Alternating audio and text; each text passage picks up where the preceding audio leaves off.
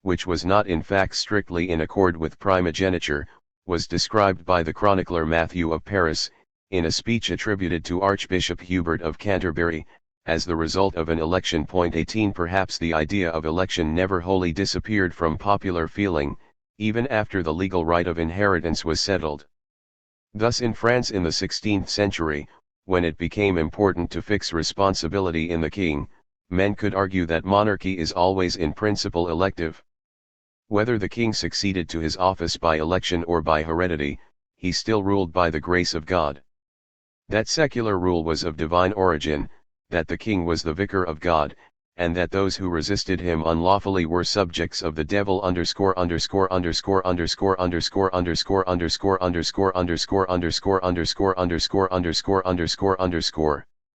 And the enemies of God was doubted by no one. At the same time, expressions such as these had no such precise meaning as divine right came to have in the 16th century. In particular, they were not thought to imply an obligation on the subject's part to render passive obedience irrespective of the justice or the tyranny of the king's commands.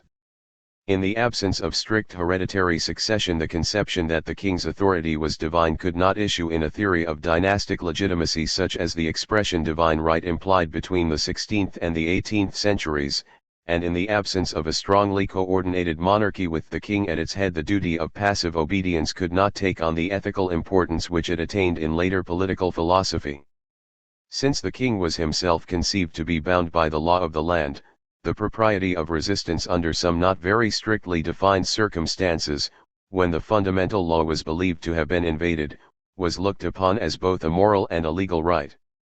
But this was not regarded as violating the Christian duty of subjection to constituted authority, and St. Gregory's pronouncements in favor of passive obedience were sure to be quoted against fomenters of disorder. Lord and vassal. The idea that law belongs to the folk and regulates all the relations of men with one another from the top to the bottom of society carried with it the germs of certain constitutional conceptions, such as the corporate nature of the realm, representation, and the legal authority of the crown. In the early Middle Ages, however, these ideas lacked precise definition and also any definite institutional embodiment in a constitutional apparatus. The latter was developed from the social and economic arrangements and the rather vague mass of ideas known as feudalism. As Vinogradov has said, feudal institutions dominated the Middle Ages as completely as the city-state dominated antiquity. Unfortunately, it is impossible to define feudalism, both because it connotes a great variety of institutions and also because it was very unequally developed in different times and places. For the latter reason, dates are notoriously independable. In some places, characteristic feudal arrangements, like serfdom, existed as early 213 as the 5th century, but feudalism was most fully developed after the breaking up of the Frankish Empire, and produced its fullest effects on social and political institutions in the 11th and 12th centuries. No general description that can be given will fit the facts, though behind this variety there were certain arrangements and certain ideas that were pretty well exemplified in most parts of Western Europe. Some of these had important theoretical implications and for this reason must be examined, though their history in different countries is too complicated even to be mentioned. The key to feudal arrangements lay in the fact that, in a period of disorder often approaching anarchy, large political and economic units were impossible. Governments tended, therefore, to be restricted to a size, small by modern or Roman standards, which was viable in the circumstances. The essential economic fact was a condition of agriculture which made the village community, with its dependent farmlands, an almost self-sufficing unit. The end of the era began with the rise of the trading cities in the 12th century, though many of the most important political effects of feudalism appeared after that date. Since land was the only important form of wealth, every class, from king to fighting man, was dependent directly upon the products of the soil. The control of land was in the hands of this small community with its customary regulations, and minor police functions were the duty of the village. 19 The organization of society and of government was fundamentally local. Upon this foundation the typical feudal organization was built.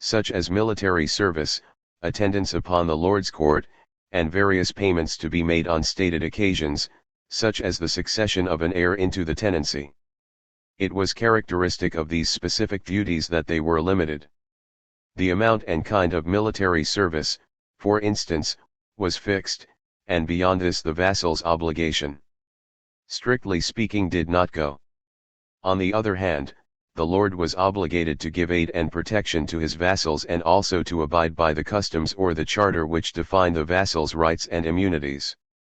In theory, at least, the vassal could always surrender his tenancy and renounce his subjection. In practice, a rather speculative remedy, or he might keep his land and disavow his obligations if the lord denied him the rights to which he was entitled.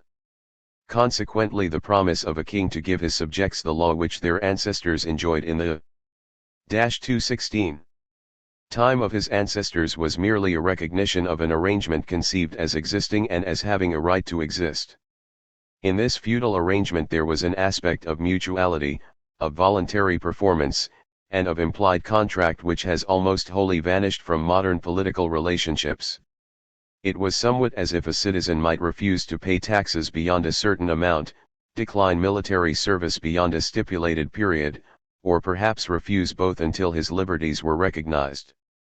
In this respect the position of the king was weak in theory and often doubly weak in practice, and the feudal monarchy appears by comparison with a modern state to be highly decentralized.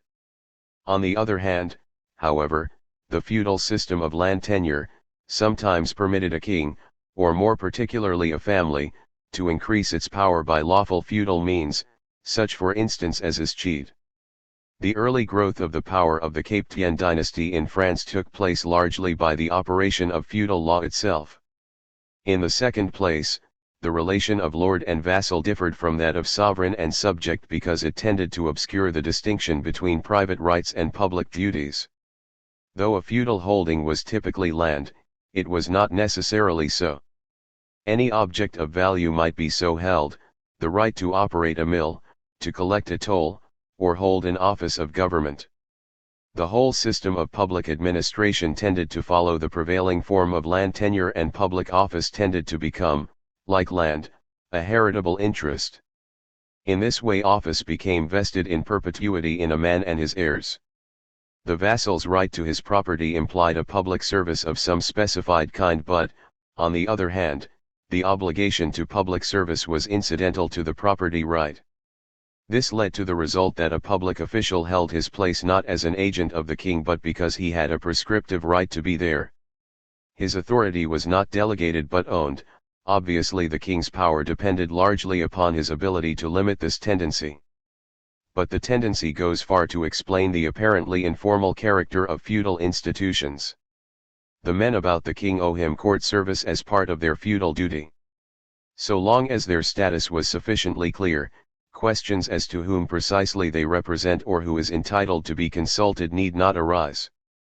They are not so much public servants as men discharging a contractual obligation. 217. The feudal court. The court of a lord and his vassals was the typical feudal institution. 22. It was essentially a council of the lord and his men for the settlement of disputes arising among them relative to the arrangements on which their feudal relations depend. The striking fact is that both the lord and the vassal had precisely the same remedy in case either believed that his right had been invaded. He could appeal to the decision of the other members of the court. The notion that the king or lord should decide out of his own plenary power and according to his own will was quite foreign, at least to the theory of the proceedings. The charters or customary rights of the parties were supposed to be strictly maintained.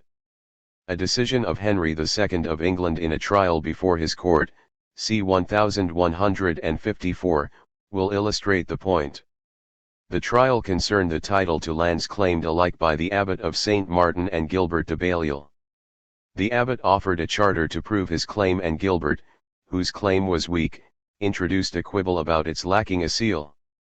"By the eyes of God," said King Henry, "if you can prove this charter false, it will be worth £1,000 to me in England."